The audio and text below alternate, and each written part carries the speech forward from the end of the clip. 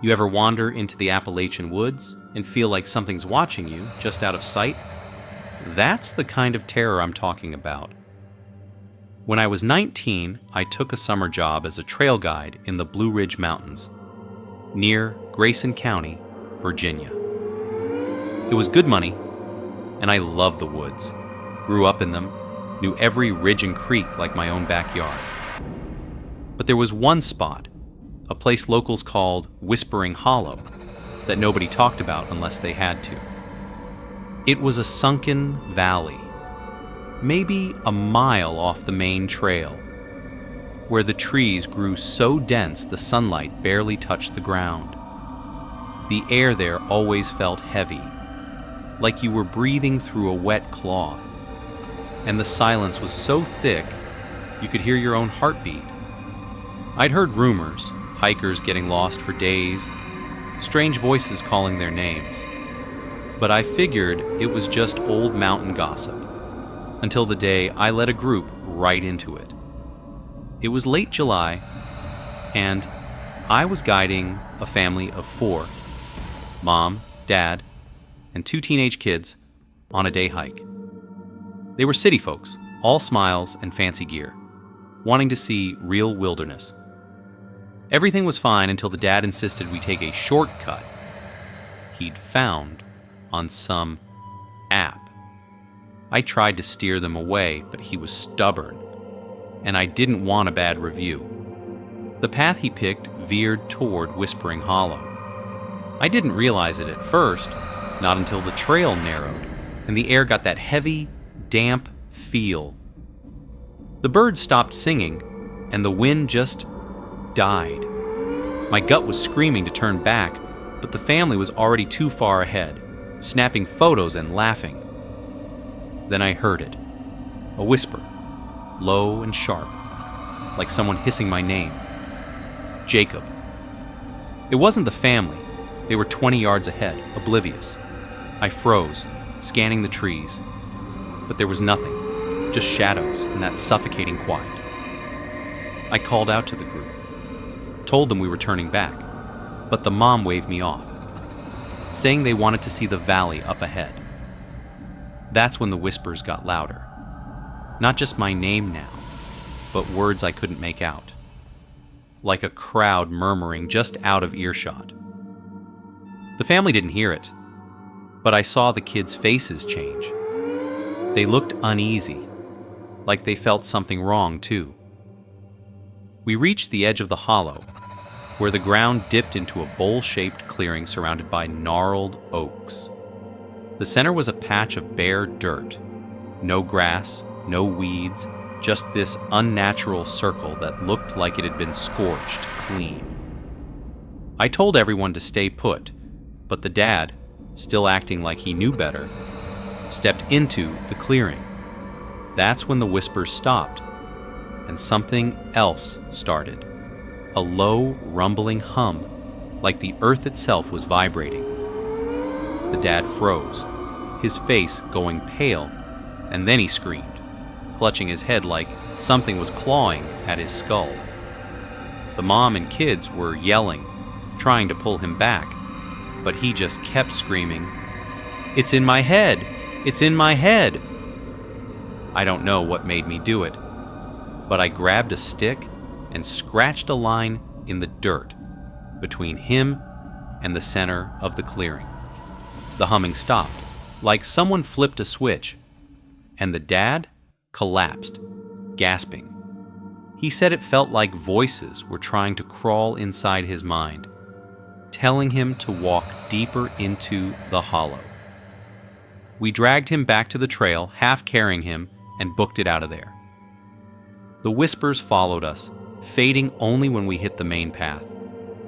The family never spoke a word the whole way back, and they left that same day, never asking for a refund. I went back to Whispering Hollow a week later, alone, because I needed to know what the hell was down there. Big mistake. The moment I stepped into the clearing, the humming started again, louder, like a swarm of bees inside my skull. I saw something in the center of that bare patch. Shadows moving, not like people, but like shapes that didn't belong, twisting and folding into each other. They weren't solid, but they were watching me. I could feel it. The whispers came back, saying my name, telling me to stay, to lie down in the dirt. I dropped my flashlight and ran, tripping over roots, scraping my hands raw. When I made it out, my watch was stopped, and my phone was dead, even though it had been fully charged. I quit the guide job after that. Locals I told just nodded, like they'd heard it before. One old guy, a retired ranger, said Whispering Hollow was a thin place where the veil between our world and something else was stretched tight. He said people used to leave offerings there, food, trinkets, even blood, to keep whatever lived in the hollow quiet. Nobody does that anymore, and he thinks it's hungry now. I still dream about that clearing sometimes, those shadows reaching for me, and I wake up with my ears ringing like the hum never left. I don't go near that part of the mountains anymore, and if you're ever hiking in Grayson County, stick to the main trails. Trust me, you don't want to hear your name whispered in Whispering Hollow. Here's what they don't tell you about driving the back roads of Appalachia at night. The fog can hide things that aren't just weather. I was 25, working as a delivery driver for a hardware store in Boone, North Carolina, when I learned that the hard way. My route took me through the winding paths of Watauga County, where the fog could roll in so thick you couldn't see 10 feet ahead. Locals called it the mist, and they had stories, how it carried things that didn't belong in our world. I thought it was all nonsense, just old-timers spinning yarns to scare newbies like me. But one night in October, I found out they weren't lying. It was past 8 p.m., and I was running late on my last delivery, a load of lumber to a cabin off Route 421. The fog was brutal, like driving through a wall of gray soup. My headlights barely cut through it, and the GPS kept glitching, telling me to turn into places where there were no roads. I was cursing, trying to read a paper map, when I saw him, a man standing in the middle of the road just inside the fog. I slammed on the brakes, my truck skidding to a stop inches from him. He was tall, wearing a long coat and a wide-brimmed hat, head tilted down so I couldn't see his face. I yelled out my window, asking if he was okay, but he didn't move, didn't even flinch, just stood there, silent, like he was waiting for something. I got this bad feeling, like every instinct was screaming to drive away, but I couldn't just leave a guy in the road. I honked, shouted again, and when he still didn't budge, I opened my door and stepped out.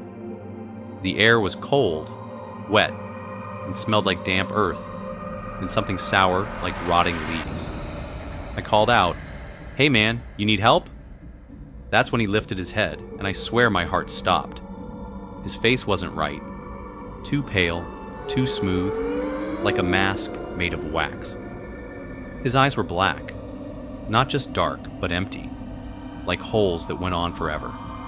He smiled, slow and wide, showing teeth that were too sharp, too many. I stumbled back, my boots slipping on the wet pavement, and he took a step toward me.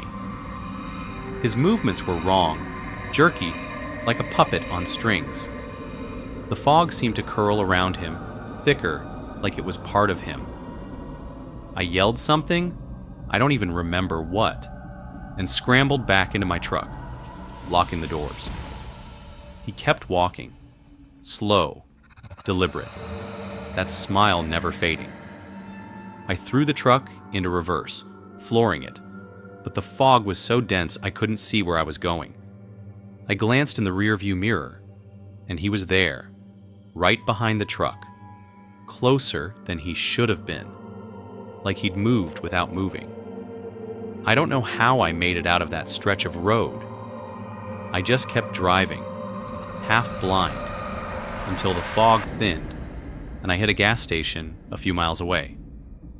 The clerk, an old woman with a cigarette dangling from her lips, saw my face and didn't even ask what happened. She just poured me a coffee and said, "You saw him, didn't you? The man in the mist." I nodded, still shaking, and she told me he's been around for decades, showing up when the fog is thickest. Some say he's a ghost. Others say he's something older, something that lives in the mist itself. She said he picks people, marks them, and they're never the same after. Sometimes they disappear. I quit my job the next day. I couldn't handle driving those roads, not knowing if I'd see him again. But it didn't end there. A week later, I found scratches on my truck's door. Deep ones, like something had clawed at it. They weren't there before. And sometimes, when it's foggy outside, I hear footsteps outside my apartment, slow and heavy, like someone's pacing just out of sight. I've moved twice since then, but the footsteps follow. Last month, I woke up to fog so thick I couldn't see my car from my window, and there, scratched into the frost on my glass, was that same smile. Too wide? Too sharp? I don't know what he wants, but I know he's still out there, waiting for the next foggy night. If you're ever driving through Watauga County and the mist rolls in, keep your windows up and don't stop, no matter who you see in the road. Never go looking for trouble in the Appalachian woods, because sometimes it finds you first. Back when I was 22, I used to hunt in the Monongahela National Forest in West Virginia with my cousin Nate.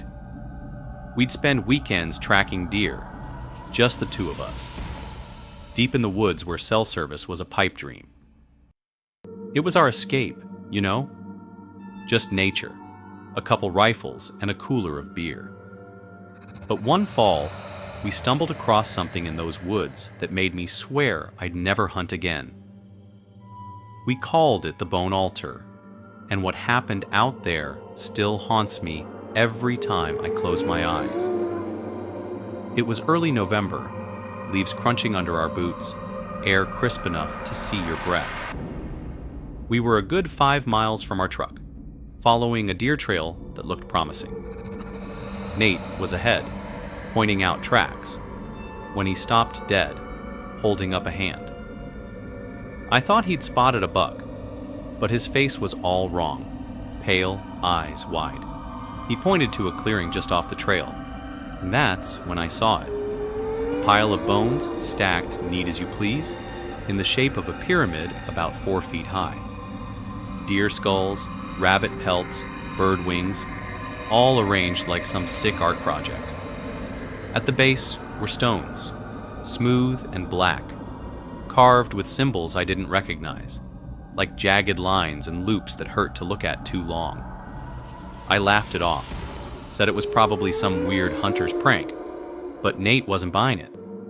He said the bones looked fresh, too clean, like they'd been stripped overnight. We should have left right then, but I was curious, and Nate didn't want to look like a coward.